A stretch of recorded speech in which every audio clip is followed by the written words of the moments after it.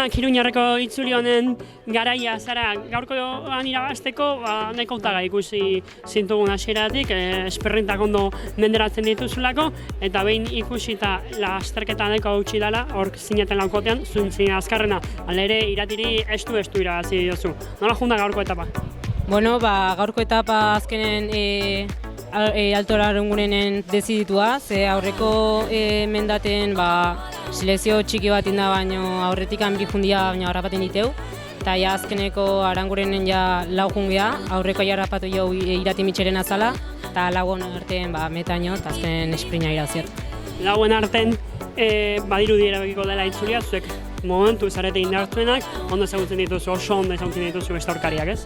Bai, bakit zeintzu dauden fuerte eta zeintzuk ez, eta saiatuko gea aurrengo bi etapetan, pertsonaiei bigilauta eukitzen, eta Victorian joten, garaipena mila. Momentuz gaurko zein ikusi duzu, aurkari nagusi bezala, indartsu bezala?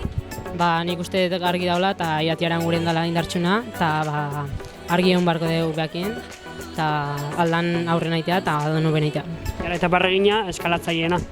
Bai, aldan hoben aitea, eta hori dalako gure fuertea, eta nik uste hor dezidetzeala etapa guztien garaipena, eta guzti. Zorionak. Eskerrik asko.